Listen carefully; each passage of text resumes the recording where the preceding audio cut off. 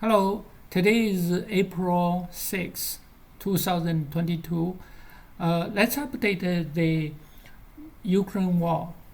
Here is some relatively syndicated important information about the Mariupol. So there is a Russian soldier talking to a British journalist in Mariupol. He said the nationals are sitting there. From there, they are sending to a peaceful city. There is a huge number in that plant. They are all there now on that plant. So because this one is a Russian soldier, he might know very clearly what's going on. So this information is very important. When we combine this information to other information, like Patrick, the British journalist, is standing near this street. So we figure out that this street is actually this street. Tahova Street. So the British journalist is standing right on the oil station in here. So on the background is this one. So from that we confirm the earlier video saying the Khadalov, his soldier, is fighting inside like a Azov steel is incorrect.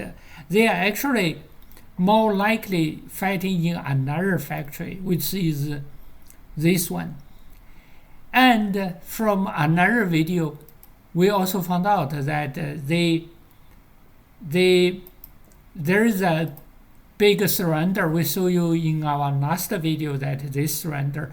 Some people will say these people still wear like a bulletproof jacket, and this probably is because those soldiers are still just surrender, just finish through their gun, and this is after some they threw the gun. They Chechen general is give a speech to the Ukraine soldier. So because the two things together, I think this is very true. And also from the map, you can see also this steel factory is very quiet now. There's no fight for the last more than 24 hours. This one usually go for 2 days. So there's no fight in there for 2 days. So we are almost confident that this one is being occupied by the Russian. So what the Khadalov's earlier video that is seeing a tank inside this factory, not in this one. So this one, based on what the Russian soldier just said in the earlier video, this one is still occupied by the Ukraine soldier, and all the soldiers are mostly concentrated in this plant. So based on information, based on the fight constantly happening in here and around here, so we are redraw our map like this. So like this. This is more is confirmed by the video yesterday, right? Just within the 24 hours is confirmed information. So it's not this one still being occupied by Ukraine soldier. It's this one still occupied by the Ukraine soldier. Basically, we were misled by the earlier video. Now, this one is confirmed by both the video and the soldier. From this soldier, they are all in this plant, right, in here. So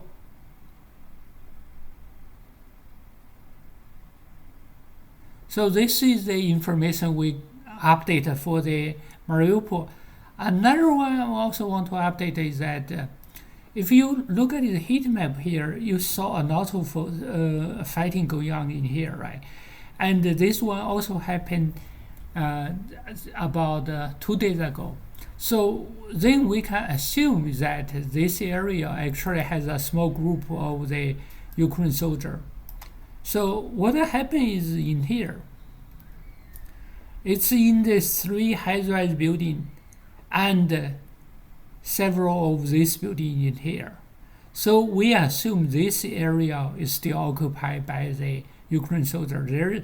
Although the area in here is relatively small, besides this about 10 high-rise buildings, all the surrounding area are residential low-rise buildings. So I think this is not a big deal, a big problem for the Russian.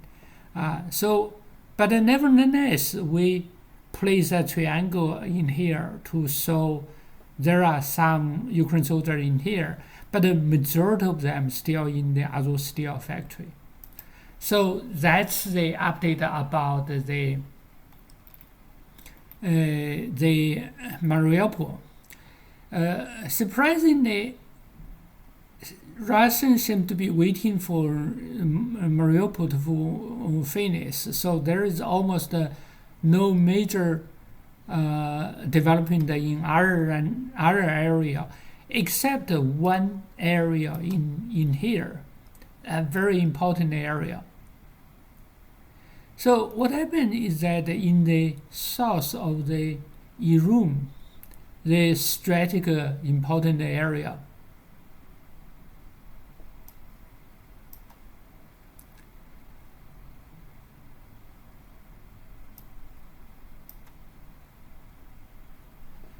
on the south of Irum, they occupy a new village in here, Brazikavika, this village. So from this we can tell this is a very strategic move.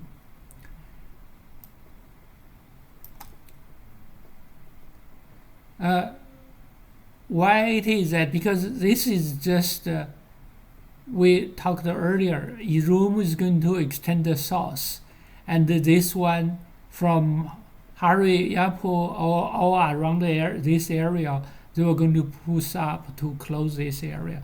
This is very important because there are so many Western missiles sending into Ukraine, right? So you have to, for this, even for the medium-sized city like Kramatorsk and Severodonetsk, they are very difficult to fight. If all the soldiers, they still have lots of anti-tank missile and they are hiding in the residential high-rise building, right? It's very difficult to fight because you cannot even use tank, right? So in that case, they have to close the loop and cut off the military and ammunition support. Otherwise, it's very difficult to fight. They are relatively successful in Mariupol is because they already cut off the military supply to Mariupol. They even have the ship outside of Mariupol to block any supply from outside, right? So Mariupol, the Ukraine soldier will soon run out of ammunition and supply, right? So Mariupol is guaranteed to fall. But for the Russian to succeed in here, they probably don't want to. I don't understand why they didn't break the bridge, bomb the bridge. If I was the commander, I would bomb the bridge. But they probably think about let the civilian to have a route to go to the west, right? They want the civilian to separate from the Ukraine soldier. That's their target, right? But in the meantime, there is a military supply to the soldier in here. So I think the best strategy for the Russia is to cut off the supply and then eventually starve the soldier and also exhaust the supply here, right? So instead of fight them, better just to separate, to exhaust them. So that's the update for today. If you like the update, please hit the like button and subscribe. Thanks for watching. Bye now.